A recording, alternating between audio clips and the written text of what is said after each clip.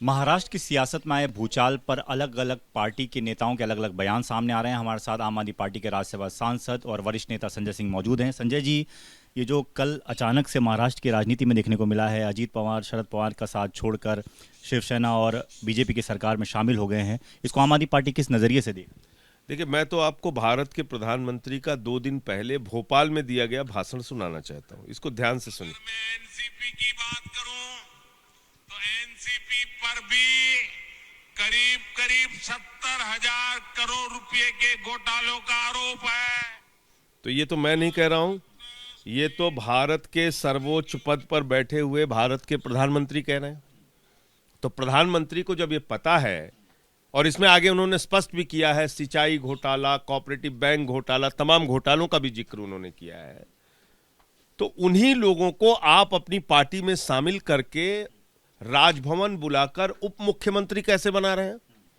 अजीत पवार को आपने उप मुख्यमंत्री बना दिया, जिनके ऊपर सिंचाई घोटाले का आरोप आप ही लगा रहे हैं, मैं नहीं, आपने लगाया।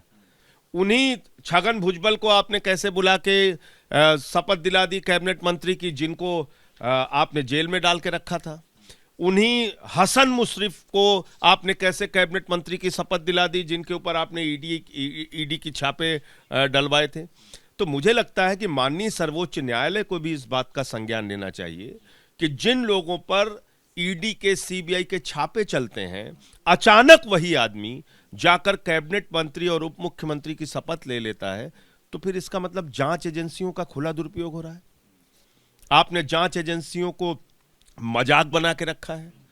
आपने ईडी और सीबीआई को एक ऐसा माध्यम बना लिया है कि विधायकों को धमकाओ, उनके ऊपर छापे मारो, उनको तोड़ो, बीजेपी में शामिल करो, यही हो रहा है। तो मुझे लगता है कि इससे प्रधानमंत्री की गरिमा और प्रधानमंत्री की बातों पर बहुत बड़ी चोट पड़ी है, और अब मोदी के ऊपर विश्वास करने का कोई कारण नहीं बचता है। उनके भक्त बेचारे सदमे में हैं। कल से जो भक्त ताली बजा रहे थे कि मोदी जी ने 70,000 करोड़ का घोटाला पकड़ लिया है एनसीपी का, अब वो भक्त बेचारे क्या करेंगे? क्या बोल रहे हैं इस भाषण में? वो कह रहे हैं ये मोदी की गारंटी है, हर घोटालेबाज पर कार्रवाई की गारंटी है। अब क्या बोलेंगे मोदी जी? ये मोदी की गारंटी है, हर घोटालेबाज को मंत्री बनाने की गारंटी है। यही कर रहे हैं।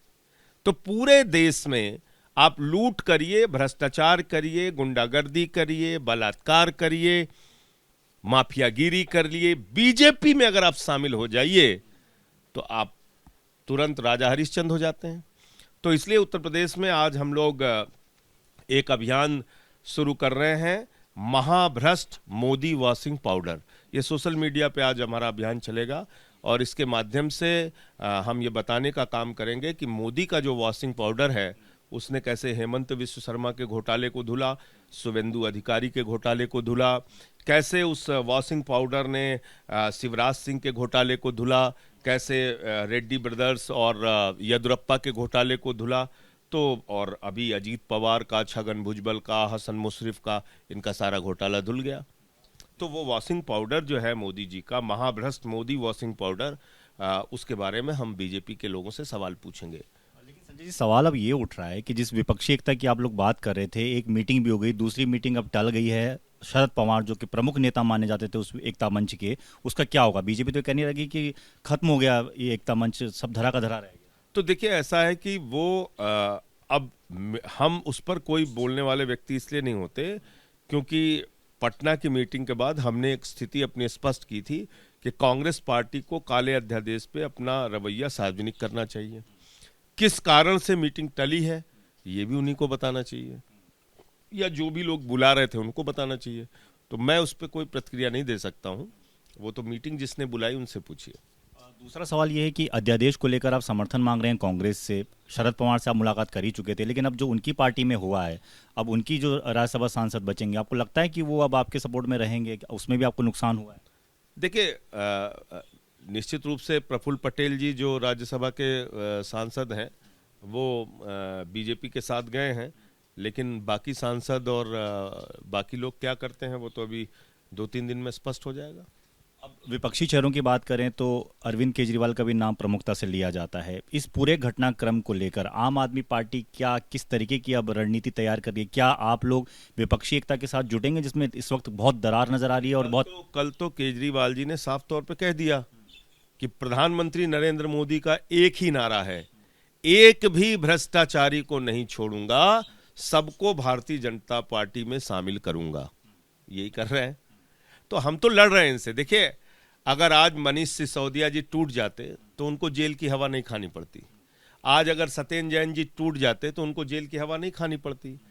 आज मेरे ऊपर फर्जी इन्होंने ईडी की जांच चलाने की कोशिश की, मेरे साथियों के ऊपर छापेमारी करने की कोशिश की, मुख्यमंत्री को सीबीआई की पूछताछ में बुलाया, तो ये सारे हथकंडे आम आदमी पार्टी के ऊपर इस्तेमाल कर रहे हैं। लेकिन आम आदमी पार्टी मजबूती से नरेंद्र मोदी के भ्रष्टाचार के खिलाफ, इनकी तानाशाही के खिलाफ खड़ी है और इनसे हम लड़ते रहेंगे। अकेले लड़ेगी पार्टी? देखिए, वो तो फैसला पार्टी के राष्ट्रीय नेतृत्व को करना है। मैं अभी इस पर कुछ नहीं बोल सकता। लेकिन जैसा मैंने आपसे कहा कि भारतीय जनता पार्टी से जहां तक लड़ाई का सवाल है, उसमें हम स्पष्ट हैं, बिल्कुल क्लियर हैं।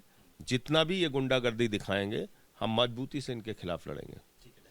संजय सिंह बड़ी बात कह रहे हैं बीजेपी के मामले में कि अब बीजेपी वॉशिंग मशीन का काम कर रही है, भ्रष्टाचारियों को अपने में शामिल कर उनके भ्रष्टाचार को धोने का काम कर रही है, और ये सीधा आरोप प्रधानमंत्री नरेंद्र मोदी पर लगा रहे हैं। कैमरामैन राजेंद्र सिंह के साथ दीपक सिंह रावत, एबीपी न्यूज़, दिल्ली।